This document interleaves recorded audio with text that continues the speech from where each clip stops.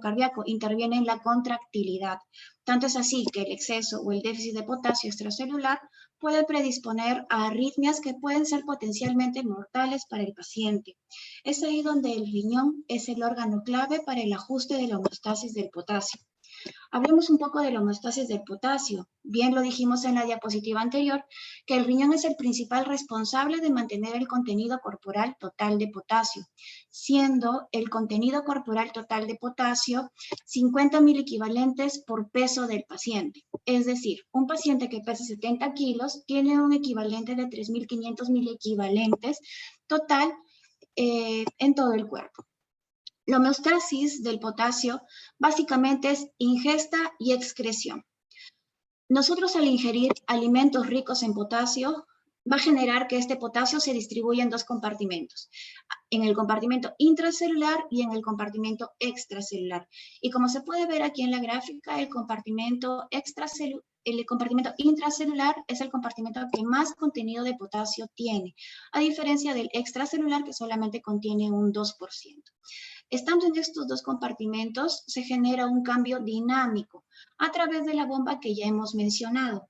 Finalmente, se excreta por 3 vías: sudor, por la vía renal y por la vía digestiva, siendo la principal vía de eliminación la vía renal, que corresponde a un 80%, y la vía digestiva aproximadamente de un 10 a un 20%.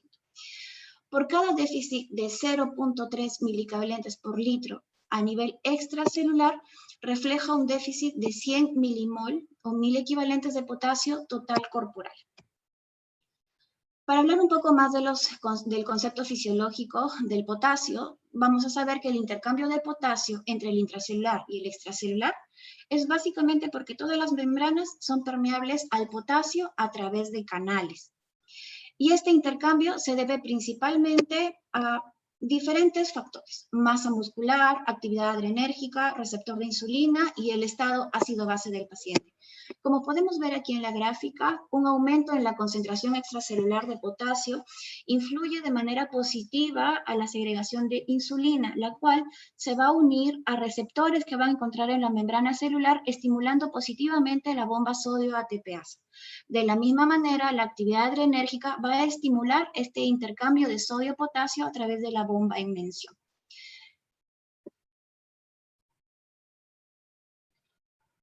Este es un pequeño cuadro resumen, una pequeña imagen bien ilustrativa en la cual nos muestra todos los elementos que influyen para el transporte de potasio.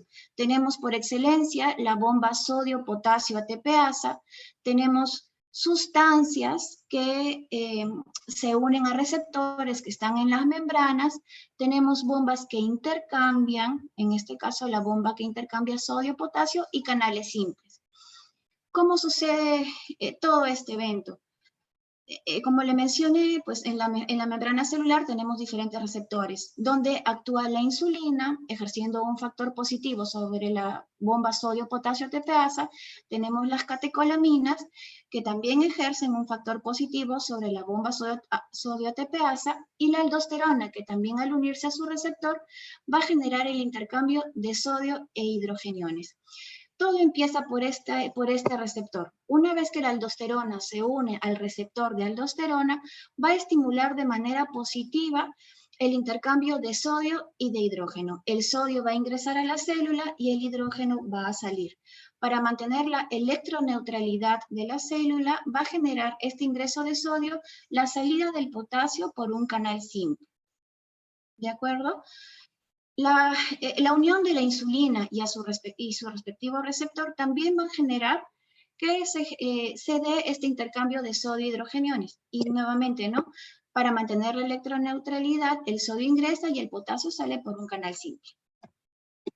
Como les mencioné hace un momento también, los niveles ácido-base del paciente también van a influir con respecto a las concentraciones de potasio. Situaciones en las que el paciente tenga acidosis, es decir, un pH menos de 7.35, va a conducir a una salida de potasio desde el intracelular al extracelular. En situaciones de alcalosis, es decir, cuando los pacientes tienen un pH 7.45, va a generar una reducción de los niveles plasmáticos de potasio.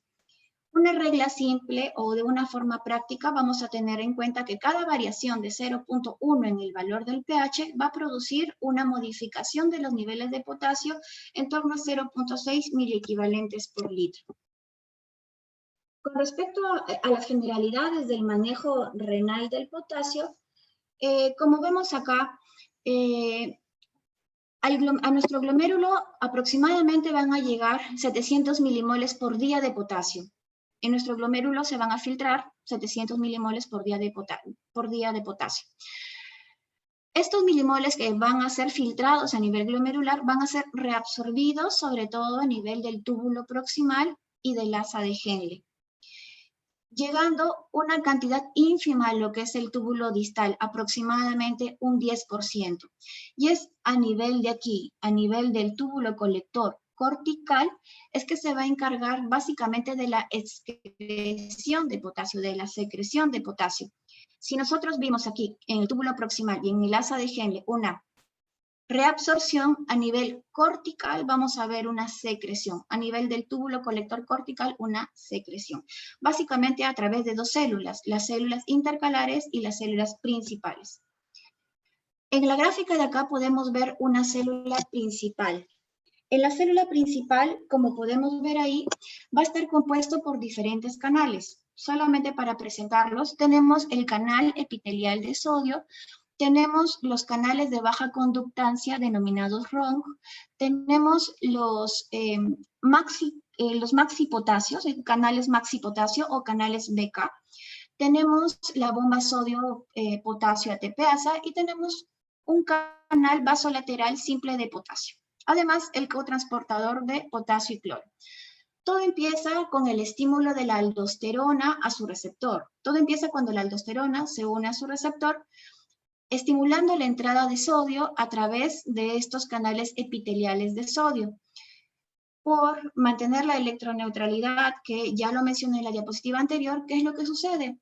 El potasio tiene que salir.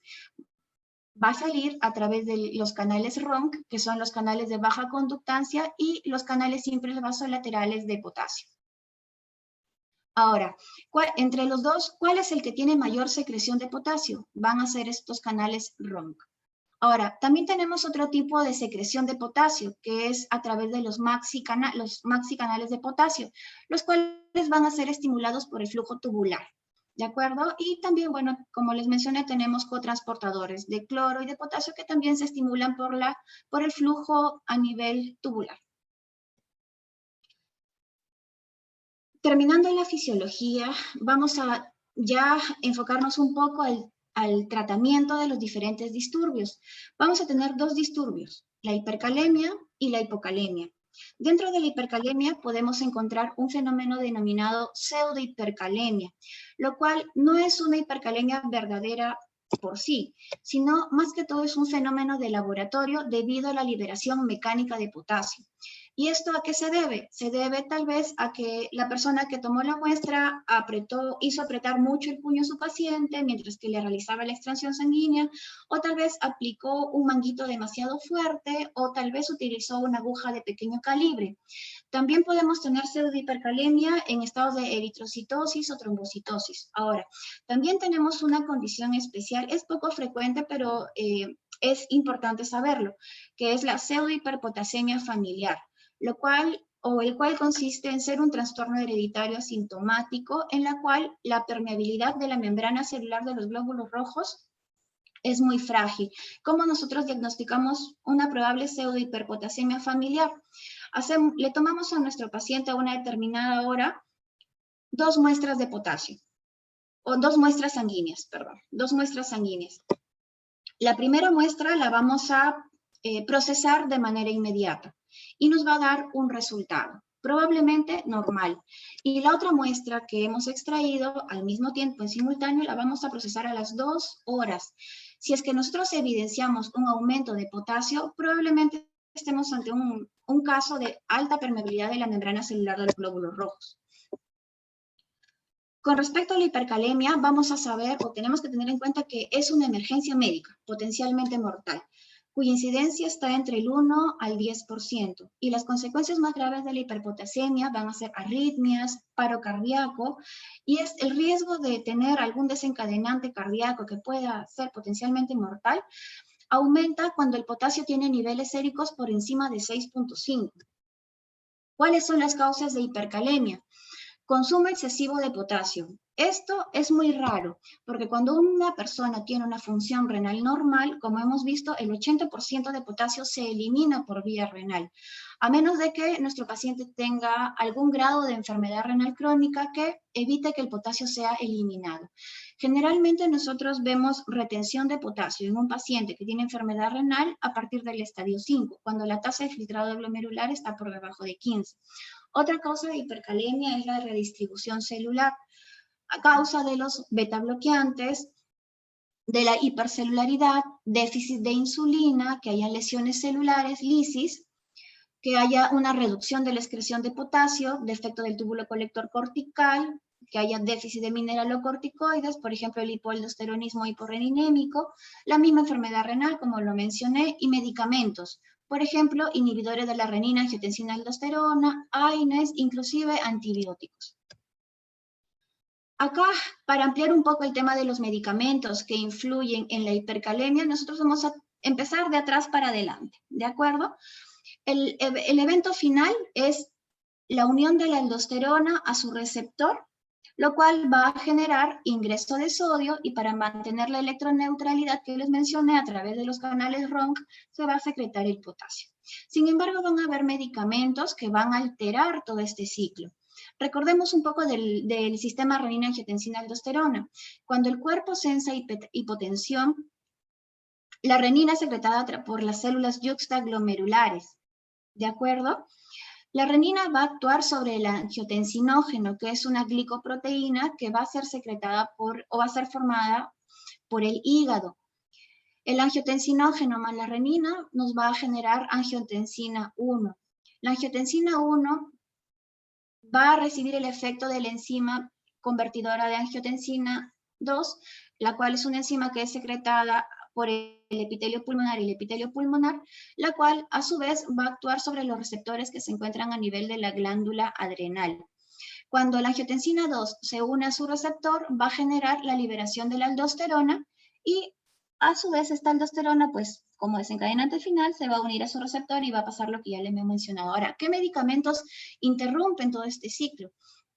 La liberación de la renina va a estar interrumpida por los antiinflamatorios no esteroideos, ciclosporinas, por diabetes, tacrolimus, ¿de acuerdo? Tenemos medicamentos, por ejemplo, algo frecuente para ustedes que son estudiantes, el trimetoprim, ¿de acuerdo? Por eso es importante preguntar a todos nuestros pacientes qué medicamentos están tomando. Tenemos aquí espironolactona, que actúan en diferentes partes de este sistema renina-angiotensina-aldosterona.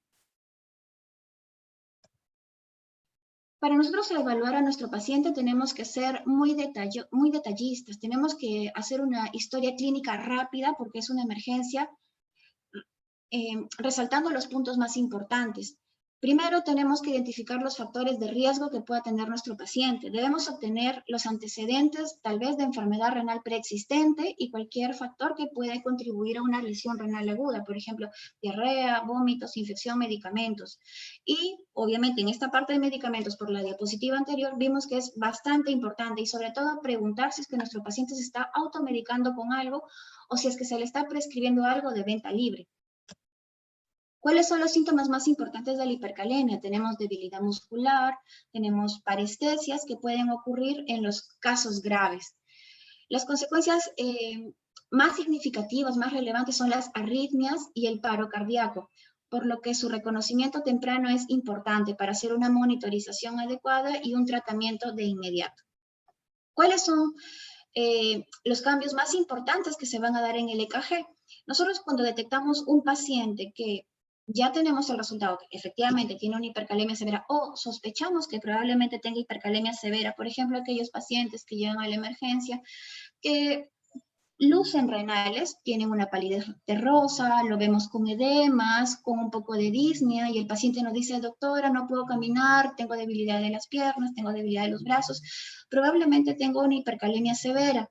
Entonces, a ellos, de todas maneras, sin la esperanza de que probablemente tenga un potasio normal, se le debe tomar un electrocardiograma de 12 derivadas. ¿Cuáles son los cambios progresivos que nosotros vamos a ver en el electrocardiograma? Vamos a ver las clásicas tepicudas.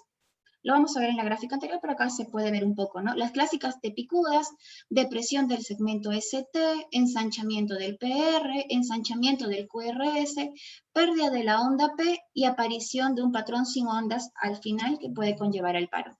Este es un electrocardiograma típico de la hipercalemia, en la cual, pues, como vemos acá, no evidenciamos la onda P, el segmento QRS está ancho y vemos las tepicudas. ¿En quiénes recomendamos dar tratamiento de emergencia? Recomendamos dar tratamiento de emergencia en aquellos pacientes que objetivamos un potasio muy elevado, por encima de 6.5 milimol por litro, con o sin cambios en el EKG. Si se sospecha de hiperpotasemia clínicamente, ¿de acuerdo? Basta con la sospecha, por ejemplo, el caso que les mencioné anteriormente, el paciente renal, edematoso, con palidez terrosa, disneico, que dice que tiene debilidad en piernas, brazos, también les damos tratamiento sin necesidad de tener un potasio sérico de inmediato. Sabemos que a veces tardamos en tener este resultado, pero basta que tengamos la sospecha para nosotros iniciar tratamiento. Para nosotros empezar el tratamiento tenemos que tener en cuenta 5 pasos importantes. El primer paso es, como vemos aquí, el hombrecito que va a empezar a descender por la escalinata, el primer paso siempre es proteger el corazón. Hacer una evaluación exhaustiva para descartar el riesgo de arritmias. El segundo paso es reducir la concentración sérica de potasio. ¿Y eso cómo lo vamos a hacer? Ingresando potasio a la célula y quitándola del cuerpo. El cuarto paso es el control de potasio y la glucosa. Y el quinto paso es prevenir la recurrencia. Esos son los 5 pasos importantes para hacer el tratamiento de la hipercalemia. ¿Cómo lo vamos a hacer? Para proteger el corazón, nosotros nos basamos en soluciones de calcio. Puede ser gluconato de calcio o cloruro de calcio. Para ingresar potasio a la célula, tenemos las soluciones a base de insulina y glucosa sumado al salbutamol.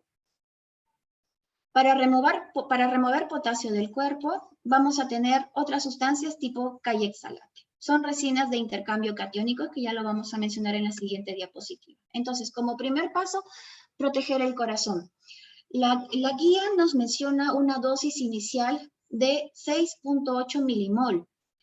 Esta concentración nosotros lo tenemos en las ampollas de cloruro de calcio, ¿de acuerdo? No lo tenemos en las ampollas de gluconato de calcio. Sin embargo, lo que se estila aplicar en los hospitales por practicidad, por confianza y pues porque tiene menos efectos adversos es el gluconato de calcio. El calcio va a disminuir los efectos de despolarización ante un nivel elevado de potasio. ¿Cómo? Va a antagonizar la excitabilidad de la membrana cardíaca protegiendo el corazón contra las arritmias. Ahora, un poco ahondando en la concentración de ambas ampollas no tienen la misma concentración de calcio. Una tiene más calcio que otra, pero la diferencia va a radicar en las consecuencias que puede traer, ¿de acuerdo? El gluconato de calcio es una ampolla que viene de 10 mililitros al 10%, va a traer 2.26 milimol de calcio. A diferencia de la ampolla de cloruro de calcio, va a traer 6.8 milimol de calcio. Vemos que es casi 3 veces la concentración de nuestras ampollas de gluconato de calcio. Una vez que nosotros aplicamos la ampolla o las ampollitas, este tratamiento va a ser eficaz a los 3 minutos. Si es que nosotros aplicamos la primera ampolla y vemos que todavía tiene cambios en el EKG, nosotros podemos repetir la dosis a los 5 y a los 10 minutos. El tiempo de acción de esta ampolla es de 30 a 60 minutos. Ahora, algo que nosotros vemos muy frecuente en los hospitales, tal vez ustedes cuando sean internos de medicina o residentes, van a ver mucho que en la emergencia, cuando hay hipercalemia severa, dejan el gluconato de calcio cada 8 horas. Eso no es correcto, porque el gluconato de calcio lo estamos utilizando para el primer paso, que es proteger el corazón, como lo mencionamos acá. Entonces, si nosotros queremos proteger al corazón, no podemos dejarle no podemos dejar al paciente con un gluconato de calcio actuar por 8 horas. El tratamiento es continuo. Damos una ampollita de gluconato de calcio evidenciando cambios en el EKG. Si es que continúa con cambios a los 15 minutos aproximadamente, volvemos a colocar otra ampolla. Si continuamos viendo cambios en el EKG, volvemos a colocar una tercera ampolla. Aproximadamente el tiempo en que tardamos colocar 3 ampollas es de 30 a 60 minutos redondeando. La elección de qué ampollita vamos a utilizar depende mucho por la disponibilidad y la práctica local, como les mencioné hace un momento. Como vieron, el cloruro de calcio tiene 3 veces más calcio que el gluconato de calcio. Sin embargo, el gluconato de calcio es menos irritante para la piel. Los efectos adversos de ambos es la necrosis tisular, pero esto se ve con mayor frecuencia con el cloruro de calcio, a comparación del gluconato de calcio. Va a generar vasodilatación periférica, sofocos, sabor calcáreo, bradicardia, arritmias. Pero estas arritmias tienen una frecuencia desconocida. Como acuerdo general, nosotros vamos a utilizar estas sales de calcio cuando veamos cambios en el EKG, cuando evidenciamos cambios potencialmente mortales, ondas P ausentes, QRS amplio, ¿de acuerdo? Y patrón de onda sinusal, cuando veamos arritmias y cuando nuestro paciente esté en paro cardíaco. Sin embargo, no hay consenso cuando nosotros evidenciamos en el EKG solamente T picudas o un EKG normal. No hay algún consenso claro que demuestre la efectividad del gluconato de calcio solamente cuando vemos ondas T picudas o EKG normal de manera aislada. El segundo paso era desplazar potasio a las células, ¿de acuerdo? Y como lo mencionamos en la fisiología, la insulina se va a unir a un receptor que va a encontrar en la membrana celular, lo cual va a generar el intercambio sodio-potasio a través de este mecanismo como vemos acá, ¿de acuerdo? Van a salir 3 sodios y van a entrar 2 potasios. Y esto lo hacemos con la insulina. ¿Qué hacemos con la insulina? Ingresar potasio a la célula, disminuir el potasio a nivel sanguíneo, reducir la hipercalemia. Para tratar la hipercalemia grave, nosotros vamos a utilizar una dosis o una solución compuesta de insulina y glucosa. Lo que nos recomienda la guía es dar 10 unidades de insulina en 25 gramos de glucosa. ¿Cómo vamos a obtener estos 25 gramos de glucosa? Depende mucho de la solución que vamos a utilizar. Tenemos dextrosa al 3%, glucosa al 10%, dextrosa al 50%, dextrosa al 10%. ¿Cuántos gramos de glucosa va a traer un litro de dextrosa al 50%? 500 gramos. ¿Cuántos gramos de glucosa va a traer una dextrosa al 10%? 100 gramos. ¿Cuántos gramos de glucosa va a traer una ampollita de dextrosa al 33.3%? 6.6 gramos de glucosa. Significa que si nosotros queremos dar 10 unidades de insulina, para nosotros tener una concentración de 25 gramos de glucosa, tendríamos que aproximadamente juntar 10 unidades con 4 a 5 ampollitas de dextrosa. Si nuestro paciente tiene riesgos de hipoglicemia, lo que la guía nos recomienda es, además de empezar la solución polarizante, iniciar de manera preventiva una perfusión con dextrosa al 10% con una velocidad de 50 cc por hora por 5 horas. Lo que se quiere evitar con esto es la hipoglicemia. La glucosa en sangre objetivo es de 4 a 7 milimol. Aproximadamente un equivalente en miligramos, 4.16 a 6.38 milimol por litro, es lo mismo que decir 75 a 115 miligramos por decilitro. Después de la perfusión de la insulina con la dextrosa, el potasio va a empezar a disminuir aproximadamente en 15 minutos y la reducción máxima se va a producir entre 30 y 60 minutos. Esta eficacia aumenta si es que nosotros damos salbutamol. Bueno, esta es una marca conocida sin afán de promocionarla, pero es la que me encontré. Solamente para recalcar acá que la concentración de estas gotas es de 5 miligramos por mililitro. El paso 2 como volvemos a mencionar, es desplazar potasio a las células. Entonces, acá tenemos al salbutamol, ¿no? El salbutamol va a actuar de manera positiva, va a estimular a esta bomba, nuevamente, al igual que la insulina, ingresando 2 potasios y sacando 3 sodios de la célula. La dosis del salbutamol nebulizado es de 10 a 20 miligramos, lo que equivale a decir 40 a 80 gotas nebulizadas para los pacientes que tienen hipercalemia severa. Y esta hipercalemia severa con síntomas. El salbutamol aislado no ha demostrado efectividad, siempre es en conjunto con la infusión de insulina con dextrosa. La vía nebulizada, como ven acá, es más fácil de administrar y va a tener menos efectos secundarios, por ejemplo, temblor, palpitaciones o dolor de cabeza. Aproximadamente 10 miligramos, 40 gotas de salbutamol nebulizado va a reducir de 0.53 a 0.88 milimol. Y 80 gotas de salbutamol nebulizado va a reducir de 0.66 a 0.98 milimol por litro. Con respecto al bicarbonato de sodio, el bicarbonato de sodio también es una solución que de manera aislada no ha demostrado efectividad. Es más, solamente está recomendado en aquellos pacientes que cursan con acidosis metabólica. Por ejemplo, los pacientes con enfermedad renal. En pacientes que tienen acidosis metabólica con un pH menor de 7.2. También lo podemos utilizar en aquellos pacientes que el calcio endovenoso está contraindicado, por ejemplo, aquellos pacientes que tienen hipercalcemia. Ahora, tener cuidado porque el bicarbonato de sodio a grandes cantidades puede llegar o puede llevar al riesgo de sobrecarga de sodio en nuestro paciente. ¿Cómo eliminamos a través del paso 3 el potasio del cuerpo? Nosotros vamos a utilizar aglutinantes de potasio. Uno es el ciclosilato de circonio sódico y el otro es el sulfonato de poliestireno sódico, más conocido como caixalate. Lamentablemente no lo tenemos aquí en el Perú, a veces ha llegado de donación, pero es una resina utilizada pues cuando nos llega. ¿Cuál es el mecanismo de estas dos resinas? Va a generar el intercambio de sodio e hidrógeno por potasio y iones de amonio en todo el tracto gastrointestinal. Entre estos dos, ¿cuál ha demostrado ser más efectivo? El ciclosilato de circonio sódico. Este es el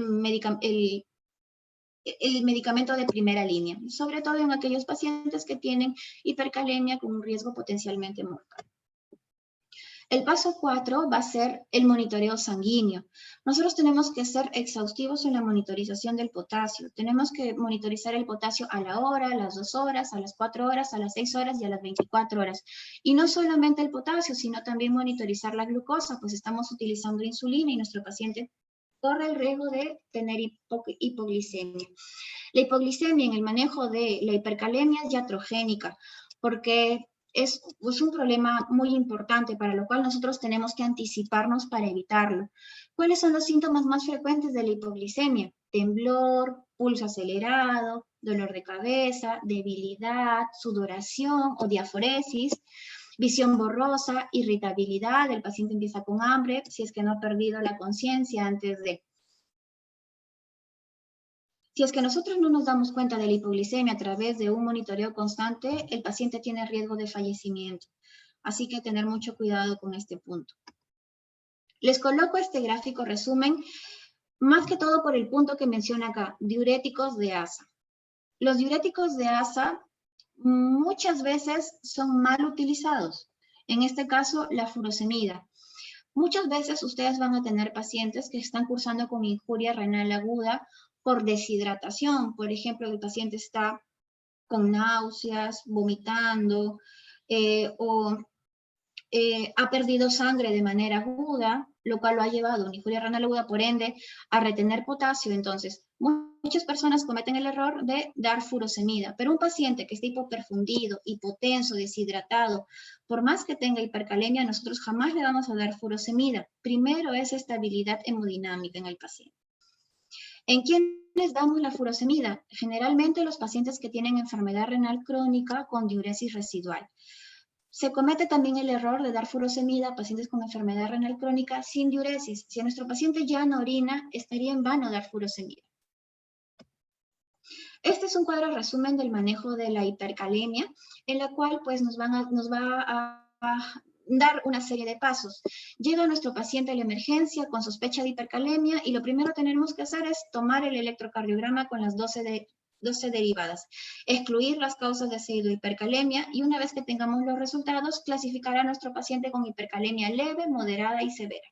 Leve, cuando nuestro paciente tiene un potasio de 5.5 a 5.9, moderada de 6 a 6.4 y severa de más de 6.5. Es aquí en la hipercalemia severa que estamos ante una emergencia.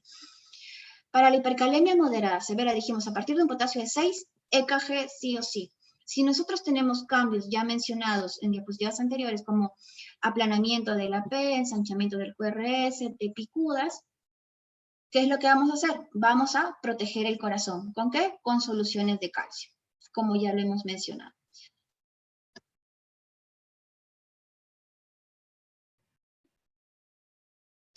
Una vez que nosotros damos soluciones de calcio, ¿cuál es el siguiente paso? Ingresar potasio a la célula. Y eso lo hacemos con las soluciones de glucosa e insulina. Damos 10 unidades de insulina con 25 gramos de glucosa. Y si es que nuestro paciente tiene riesgo de hipoglicemia, dar una infusión de glucosa al 10% a una velocidad de 50 cc por hora por 5 horas. Unido a esto, salbutamol de 10 a 20 miligramos nebulizado, que equivale a 40 a 80 gotas. Si tuviéramos la oportunidad de dar estos intercambiadores, pues tendríamos que agregarlo a la terapéutica, ¿sí? Sin embargo, lamentablemente aquí no lo tenemos. Si es que nuestro paciente, a pesar de todo el manejo que le estamos haciendo, no revierte la hipercalemia, está indicado la diálisis. Si es que su paciente tuvo una hipercalemia moderada y resolvió, no nos queda más que otra cosa que seguir monitorizando potasio, seguir monitorizando glucosa y prevenir para que nuevamente, para evitar que la hipercalemia se vuelva a presentar. Para pasar al siguiente punto, hipocalemia. Hipocalemia es el descenso de potasio. ¿Cómo lo vamos a definir? Disminución sérica de potasio por debajo de 3.5 miliequivalentes por litro. Lo vamos a clasificar en leve, moderado, severo. Leve de 3 a 3.5, moderado de 2.5 a 2.9 y severa menos de 2.5. ¿Cuál es la etiología? Redistribución intracelular de potasio, generalmente por secuestro. Esto se da en la alcalosis metabólico-respiratoria, estimulación beta-2 adrenérgica, por insulina exógena, tirotoxicosis, aumento de pérdidas renales de potasio, puede ser diuréticos, vómitos, cetoacidosis diabética, aumento de pérdidas extrarrenales de potasio, por ejemplo, diarreas, cutáneas, por ejemplo, sudoración profusa, quemaduras extensas. ¿Cuáles son las manifestaciones clínicas? Básicamente, bueno, a nivel neuromuscular, debilidad, astenia, parálisis, hiporreflexia, en algunos casos, rhabdomiolisis. Alteraciones en el EKG, como lo vamos a mencionar más adelante. Se va a producir una disminución de la capacidad para concentrar orina porque se va a producir poliuria y polidipsia secundaria. Va a generar letargia, irritabilidad y síntomas psicóticos. Este es un cuadro un cuadro diagnóstico en el cual pues, nosotros podemos valorar cuál es la etiología probable de la hipocalemia. Primero, una vez que nosotros tenemos ya el dato que nuestro paciente está con hipocalemia, debemos valorar potasio en orina, potasio y creatinina en una orina al azar. Si es que nuestro paciente tiene esta relación menos de 1.5, vamos a asumir que nuestro paciente está perdiendo potasio por una vía que no es la renal. Y generalmente esto se debe a diarreas, vómitos, adenomas, estomas, pérdidas gastrointestinales, disminución de la ingesta, abuso de laxantes y transpiración excesiva. Si es que esta relación fuera más de 1.5, tocaría evaluar el estado ácido-base. ¿En qué situación estamos? ¿Acidosis metabólica o alcalosis metabólica? Si fuera una acidosis metabólica, ¿ante qué estamos? Una acidosis tubular renal tipo 1, 2, cetoacidosis diabética, consumo de acetazolamida. Y si estamos ante el caso de una alcalosis metabólica, valorar la presión arterial. Si la presión está normal o baja, probablemente sea un diurético de asa o tiacídico, síndrome de Bartter o Gitelman, hipomagnesemia. Si la presión estuviera alta, un síndrome de Liddle, hiperaldosteronismo, estenosis de la arteria renal o cortisolismo.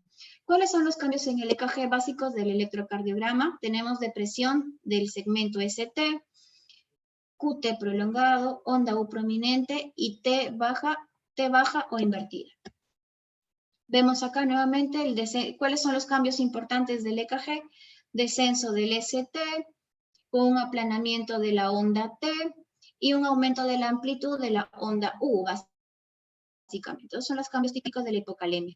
¿Cuál es el tratamiento? El tratamiento depende de la urgencia. Si nuestro paciente tiene una hipocalemia leve a moderada, el tratamiento básicamente es a través de ingesta. Podemos dar suplementos de cloruro de potasio, con cuidado porque esto es gastrolesivo, y suplementarlo con la dieta. Alimentos ricos en potasio. Albaricoques, frijoles, pistachos, avellanas, almendras, lentejas, kiwi, coco, plátano, guayabas, espinacas, quinoa. Si nuestro paciente tiene una hipocalemia severa, nosotros tenemos que dar cloruro de potasio por vía endovenosa, el famoso Kalium. La tasa de reemplazo del cloruro de potasio no debe exceder los 20 equivalentes por hora. ¿Y por qué vía va a ser esta? Por una vía central, no por vía periférica. Ese es otro error que nosotros cometemos en la emergencia, que los retos de potasio se dan por vía periférica, teniendo que ser idealmente por vía central, porque el cloruro de potasio resulta ser lesivo para la vena. ¿Cómo es que nosotros corregimos el potasio? Primero tenemos que hallar el potasio corporal total. Para hallar el potasio corporal total, tenemos que multiplicar el peso por 50.000 equivalentes, como lo mencionamos en la primera diapositiva. Una vez que el segundo paso es definir el porcentaje de déficit según el valor de potasio sérico del paciente. Si nuestro paciente tiene un valor de 3 a menos de 3.5, diremos que es un déficit leve del 5%. Si tiene de 2.5 a menos de 3, es un déficit moderado, es decir, de un 10%. Y si es menos de 2.5, es un déficit severo, equivalente a un 15%. ¿Cuál es el siguiente paso? Calcular el déficit en miliequivalentes, lo cual es igual al potasio corporal total por el porcentaje de déficit sobre 100. Y finalmente definimos la infusión. La infusión es igual a los miliequivalentes de potasio calculados sobre 24 horas. Y aquí les presento un ejemplo. Paciente varón de 55 años y potasio sérico de 2.8. ¿Cuál es el déficit de potasio y la velocidad de infusión para su corrección? El potasio corporal total es 55 por 40, lo que equivale a 2.200 miliequivalentes. Equivale este valor de potasio a un déficit moderado, un 10%. El déficit de potasio en miliequivalentes es 2.200 por 10 sobre 100, 220 miliequivalentes. Y la infusión, si queremos darle una infusión de 24 horas, dependiendo la gravedad del paciente, en este caso 2.8 es una moderada, ¿de acuerdo? No es una severa. Podemos dar una infusión de 9.000 equivalentes por hora. Si quisiéramos acelerar la infusión, esta infusión es por encima de 20.000 equivalentes, hasta 20.000 equivalentes. Esta es la ampolla de Kalium. Una ampolla de Kalium trae 27.000 equivalentes de potasio en una ampolla de 10 mililitros. En términos prácticos, nosotros decimos de que una ampolla de Kalium de 27.000 equivalentes corrige a nivel extracelular 0.5 mil equivalentes por litro de potasio. Bueno, esa es toda la presentación. Y sin más que decir, estos son los dos hospitales en los que laboro, el Hospital Guillermo Cailín y el Hospital Loaiza. Estos son mis compañeros de trabajo, mis amigos, el doctor Boris, el doctor Butrón, el doctor Miguel, acá me encuentro. Acá también nos encontramos en el Loaiza, en pabellón COVID, con la residente, la enfermera.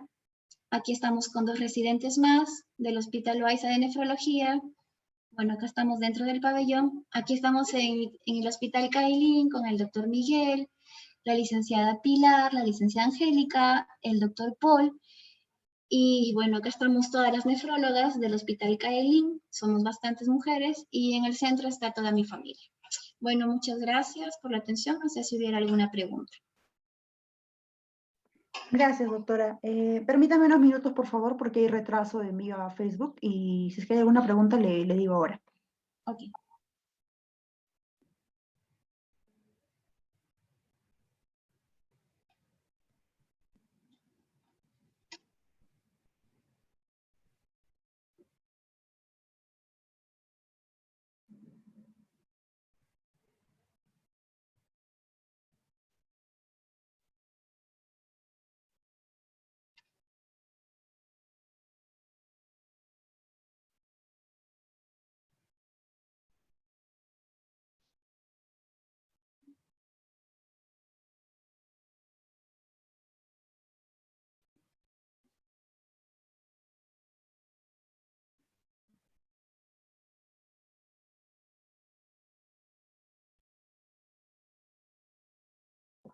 No, doctora, no hay ninguna pregunta. Más bien, Ok, gracias nuevamente por apoyarnos en esta fecha. Esperamos contar próximamente con usted igualmente. Gracias. ok, gracias.